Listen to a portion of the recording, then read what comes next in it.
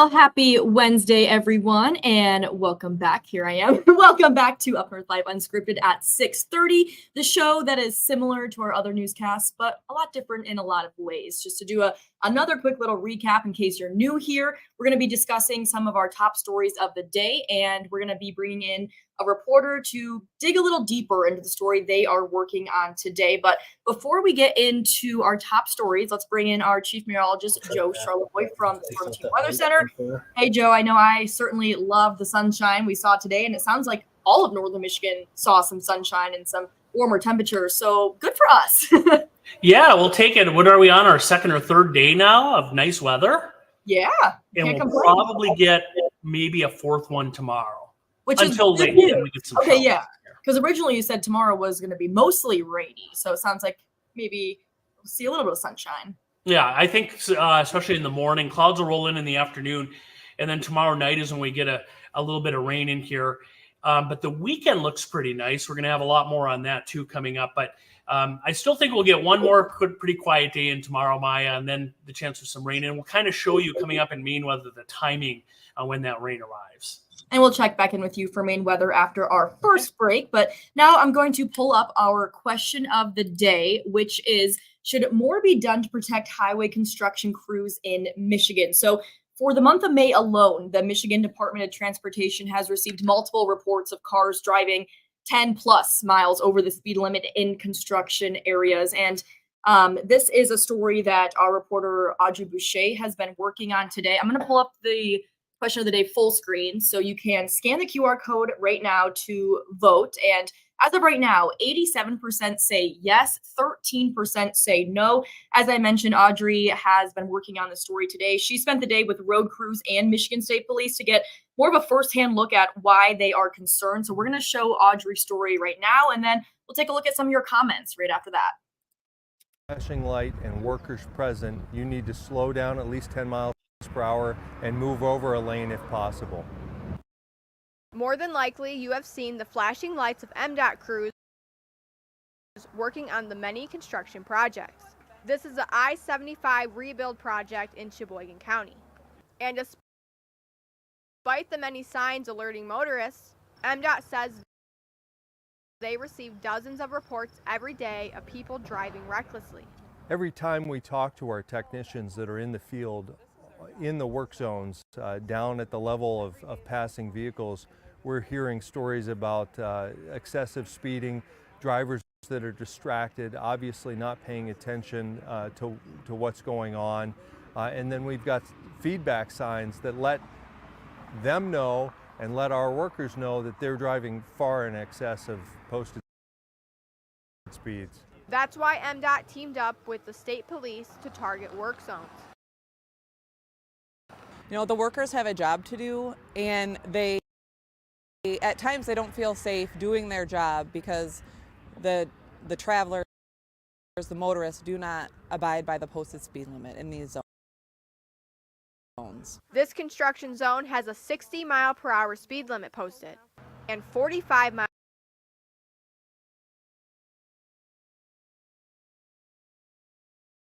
per hour where workers are present. Sergeant Miller says they caught drivers going anywhere from 70 to 80 miles per hour. What we're doing is we're putting extra troopers in these zones to enforce the speed limit zones. And what that means is the speed limit, the violations are doubled in construction zones. And on top of the fines being doubled, you get additional points on your driving record if you are cited for speed in a construction zone. According to MDOT, in 2023, there were just over 7,000 work zone crashes with 17 fatalities. There were also almost 1,900 work zone injuries with 20 resulting in death. But honestly, you never know what could happen when you're traveling above the posted speed limit. And you just don't want anything tragic to happen to either the traveling motorist or the worker in the construction zone. In Sheboygan County, Audrey Boucher, Up North Live News.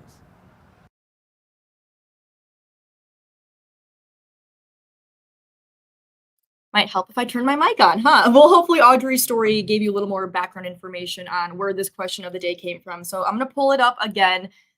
Should more be done to protect highway construction crews in Michigan? 87% are saying yes, 13% are saying no. We do want you to join in on the conversation. So please scan the QR code on your screen now. You can leave any comments on this live stream, or you can comment on our Facebook page, which we do already have a couple of comments. So I'm just going to read a few of those comments. So Steve says, speed isn't what is hurting and killing people on the roads. It's distracted driving. People too busy rubbing their phones when they should be paying attention regardless of what the speed is that they're traveling at. That's a very good point, Steve. And maybe sometimes those two go hand in hand, speed and distracted driving. If you're not paying attention to the road, you might not be paying attention to how fast you're driving. But that is why in Michigan now we do have some hands-free distracted driving laws that just went into effect last year. But very good point. It's not always speed. Kyle says, if you want less construction crews in danger, build better quality roads that last longer. That's another very interesting outlook on this. It's hard to argue with that. Charlie says, have multiple escort vehicles drive through the construction zones doing the published speed limits to manage traffic speed. Could be gas or electric vehicles. Make penalties extremely more punishable. That's an interesting idea too. That kind of just, you need more resources to do that, of course, to have or to have escort vehicles driving through every single construction zone. I don't know what that would take or if that's realistic. It's a good idea. It seems like it would solve the problem and, lead to people slowing down a little bit. And yeah, when it comes to making penalties extremely more punishable, it does sound like that is something that they have considered and that they're working on. I know right now, if you get pulled over for speeding, fines start at $145 and they go up to $210. It all just depends on how fast you are going. So lots of interesting comments here. And I do want to remind everyone else again that we want to hear from you. So please join in on our conversation for our question of the day. Again, you can scan the QR code now to vote, and you can leave a comment with what your thoughts are of this. And if you do think, yes, more should be done to protect highway construction crews in Michigan, let us know what you think could be done. Like I just read some ideas that people had and some pretty interesting ideas. So we're going to kind of change gears now. I'm going to take down our question of the day, and I'm going to give you a live look into a meeting happening right now in Grayling. I'm going to take this page. Nope, I'm not going to take a full page. Forget that. But so right now we're looking at a town hall in Grayling where several agencies are currently there to answer community concerns and questions about the ongoing PFAS investigation. Now, this has been a topic in Grayling for many, many years. I know when I was reporting in the evenings last year, I covered a meeting in Grayling about this. I think the year before that, I also did. So it's really an ongoing concern. And there's an open house portion and a formal presentation about the event. Our Nicole Long is live, so we're going to check in with Nicole, who is she stepped outside the meeting for a few minutes to kind of give us a little preview of what's been happening at the meeting so far. And then Nicole, what you're going to be working on tonight at 11. Yeah, hi Maya, and hi everybody. So I just stepped out of the meeting. I'm literally outside. There's a sign right there.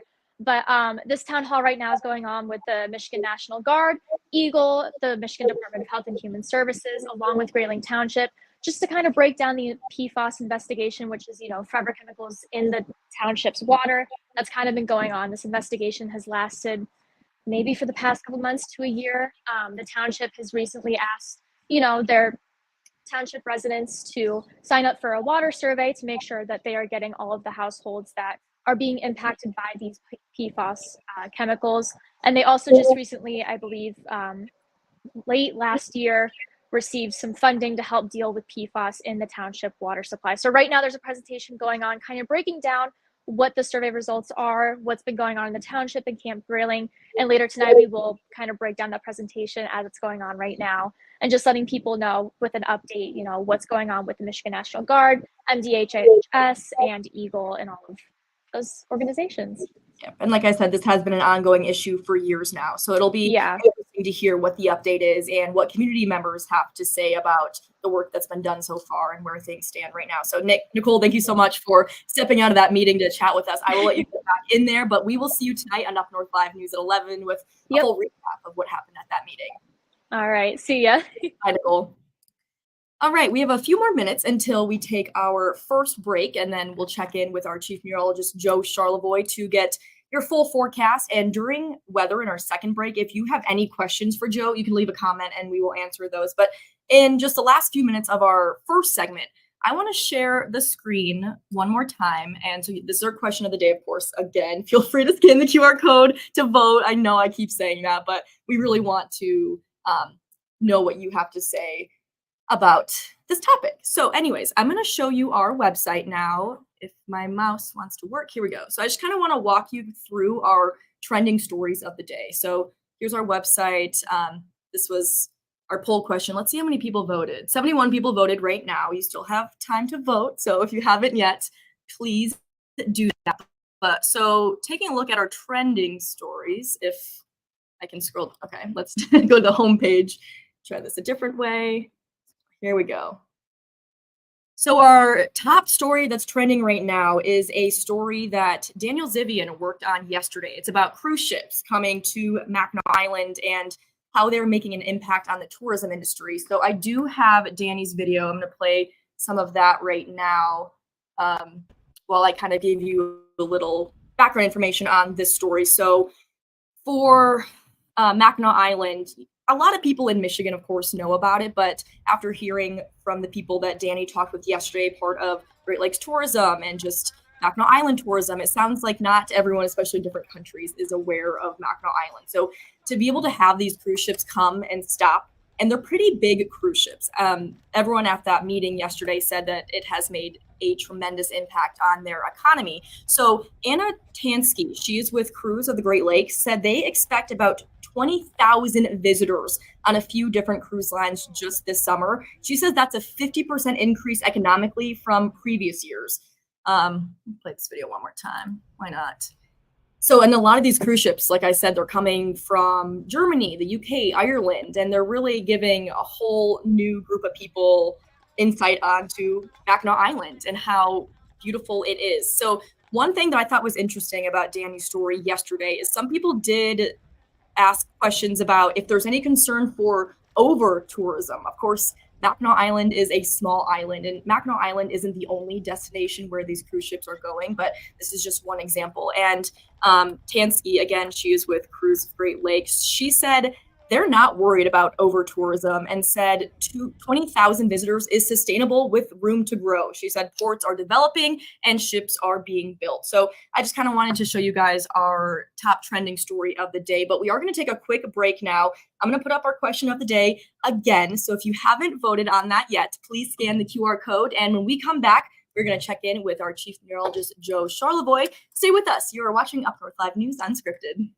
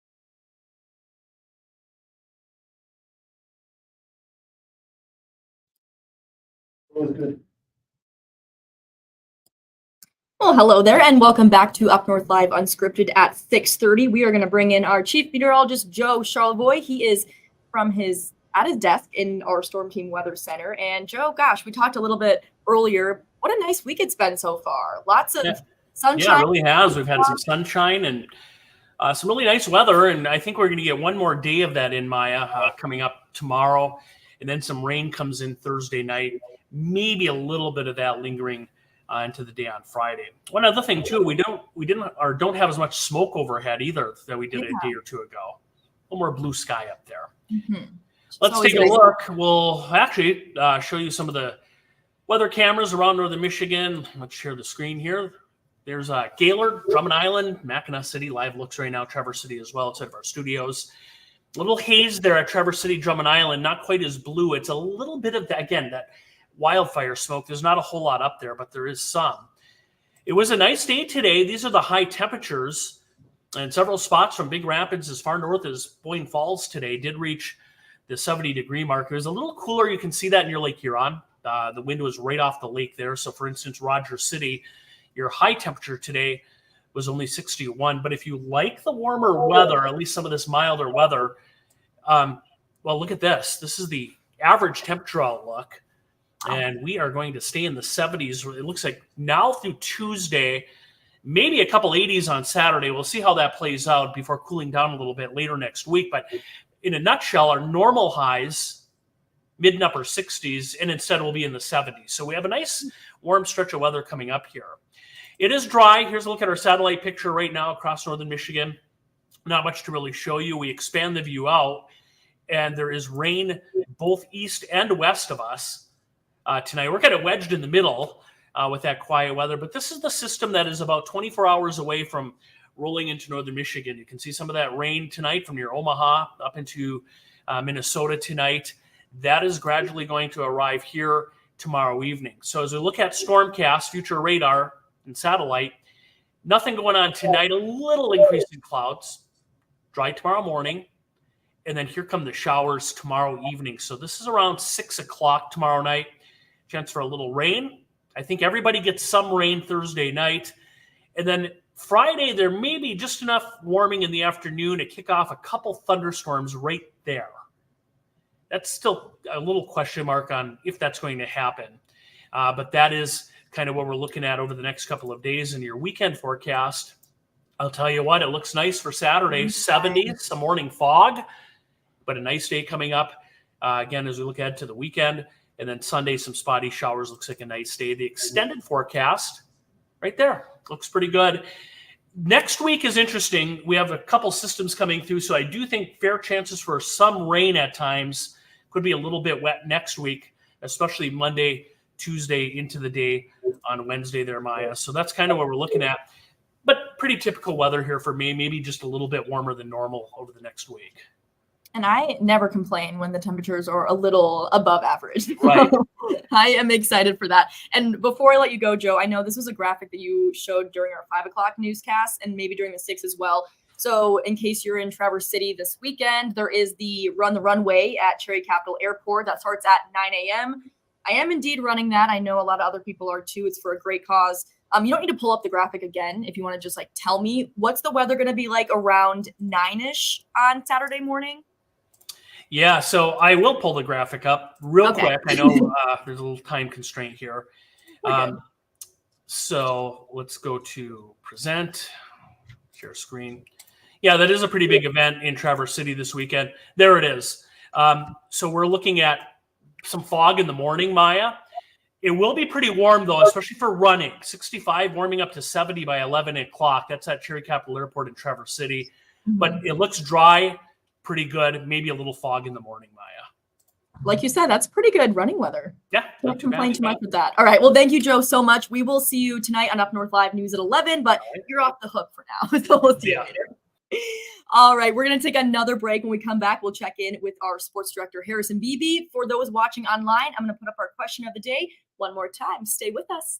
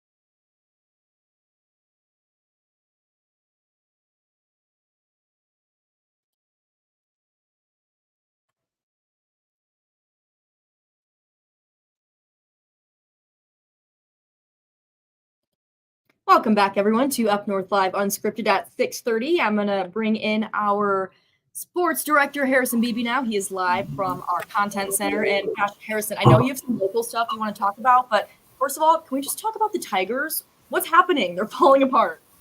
You really want to talk about the Tigers? Okay. I don't know. 0 runs in 19 innings against one of the worst teams in baseball doesn't give me a whole lot to talk about. The pitching has been great. Casey Mize, the person I've dubbed your nickname, I call you Mize on occasion. He did pretty well today. Reese Olson was incredible last night. But, the Tiger offense, Maya, I told you this stat earlier, but we can share with everybody watching, the worst batting average right now in team history since 1901. They're batting like 226 as a team.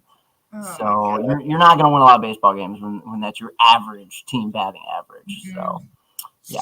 Anyways, more positive news before we get to the local stuff. Just an hour or so away from the NFL schedule release, everybody's going to learn where the Detroit Lions games are going to be situated for the fall. And based on some rumors and some leaks, it appears that they're once again going to be getting a lot of nationally televised games, including potentially week 1. We don't want to say for sure, but we're going to report all that stuff tonight at 11. So turning over to local, what are some things you're working on today? So I ventured out to soccer this afternoon. The Leland Comets, one of the best teams in our area, ranked top 5 in Division 4, and the Comets at home against Benzie Central. They haven't been beaten in the Northwest Conference, and last checked, it was 5-0 Leland over Benzie. Now, we want to mention for Benzie's sake, they were playing 2 players short, so a smaller roster this year for the Huskies. Definitely gave Leland an advantage in this one to put up the goals early on. So we'll have those highlights at 11. And, Leland definitely one of our area teams, as they usually are in boys and girls soccer. One of our teams to look out for, and that was on full display this afternoon as well. So have some local soccer tonight. We'll have maybe some Tigers highlights, but more like much. You can find the Marlins highlight. They had a home run in the first inning. I got that. Maybe I'll just eat up all the time with the Lions schedule. And the other big news from today, it doesn't involve the Lions, but it could in the future. Netflix is going to get 2 Christmas Day NFL games this year. So, if you want to ignore your loved ones on the holiday, you're going to have to make sure you have a Netflix login to do so. Pay that $6.99 a month.